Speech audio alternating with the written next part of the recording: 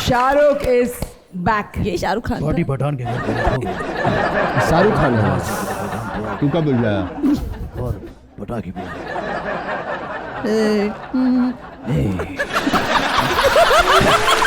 कबूतर कबूतर भाई तार बकरी खुल गल बे का हो मैं के ने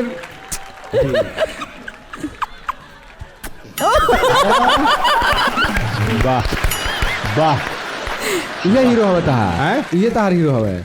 तो तू अभी बुझला का तो तू का चाहता रहा? पूरा गांव भर के फेफड़ा किडनी बिका जाए नू तो तू जो चाहता रहा नू ओरिजिनल वाला तब हम पूरा ना हो। एक मिनट देखो मिर्गी अगल जूता सुंगावा। एक मिनट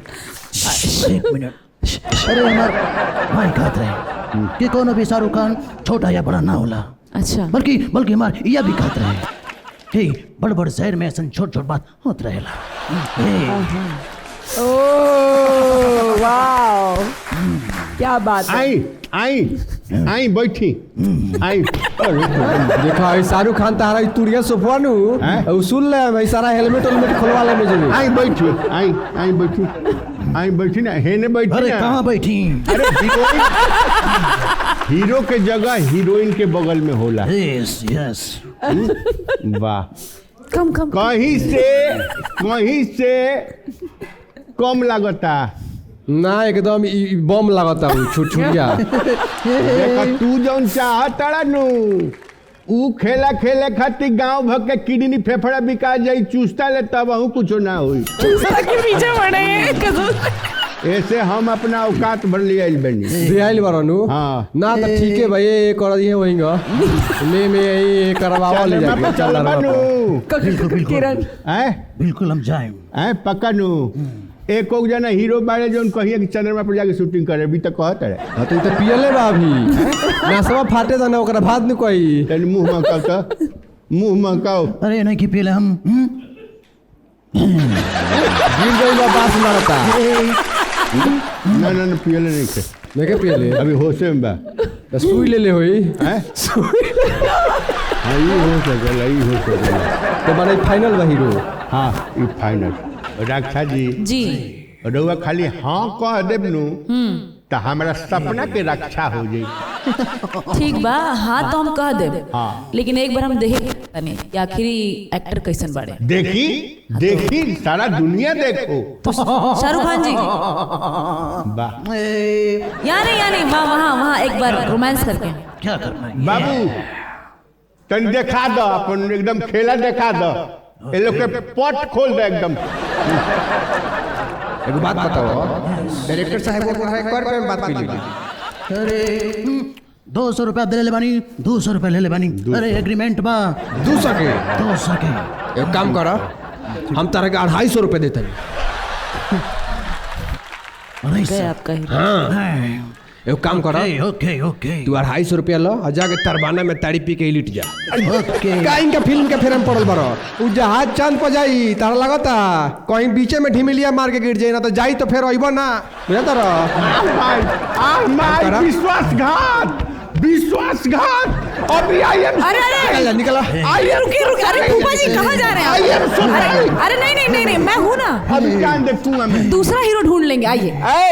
हमरा हीरो का भगा दे ताड़ी पिए फूफा का फूफा घंटा फूफा हीरो शाहरुख खान का हीरो लतरनिया हीरो आइए तनी मनी मैनेज करो कंप्रोमाइज करो अपन हीरो पर ध्यान दो। ताड़ी पी के फिर आई नू अरे हम मानी नू तो तू अपने हीरो बने के चक्कर में ओकरा ताड़ी पिए भेज देला।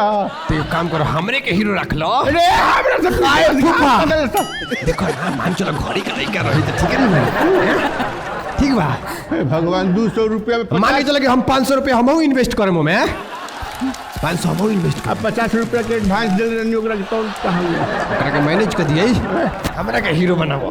हां चलो कैसन हाँ ठीक बा लेकिन ओकरो के ले चलो ये गाना में कम से 50 रुपया ओकरा से वसूल करे के बा।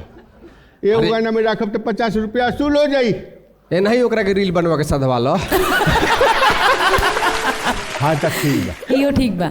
हाँ। आजकल रील भी बहुत डिमांड में बा। हाँ। तो रील बना लेल जाओ। हाँ ठीक।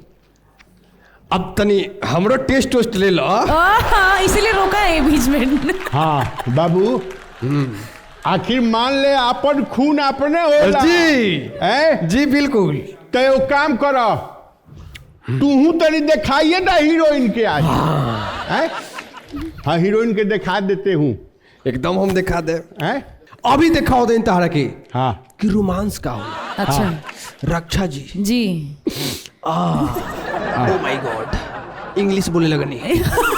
देखो प्यार में कितना ताकत बा। हाँ क्लोज क्लोज। क्लोज। अखियाँ लरल बा जब से वाह। दिल में करार नहीं खे। 1500। अरे बाप रे बाप, हम कैसे कोई हमके तुहरा से प्यार नहीं खे। ए ना हरे में नहीं खेल, तू एकदम आफत करता है। आओ तनी फीलिंग में आवा, फीलिंग में। हाँ, थोड़ा और फील चाहिए। भैंस चरावे की आदत बा, अकेले हीरोइन के हाथ धरे बा, भैंस के रस्सी धरे वाला आदमी के तो का होई। तो फीलिंग में आओ ना तनी। फीलिंग में आओ तनी। फीलिंग में।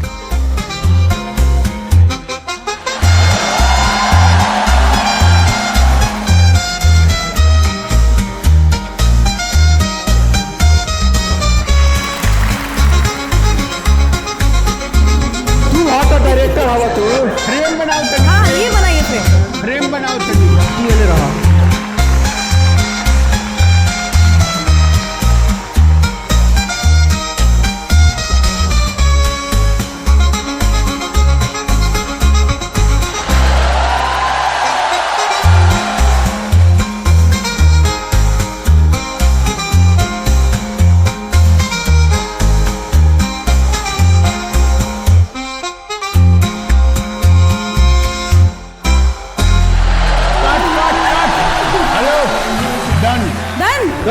डन हो गया। वाह। ए, हम जी। जाता नहीं चंद्रमा पर के अब टिकट कटावे। वाह। अपन अपन उम्र बता दा लोग, हम जाते। जाता रहा। हाँ फाइनल बनी नू। हाँ फाइनल। ओके डन डन। ओके डन। ओके डन। ढेर देर ना। हाउ आर ढेर यू? देर ना। तू डायरेक्टर हो जा। डन। हाउ आर यू? हो गयल। डन। हो गयल। हीरो इधर है। जाते टिकट कटावे चल बलो नू। हाँ जा जा जा। ठीक है। कांग्रेचुलेशन भाई, हो गया हो गया। Doce pia do show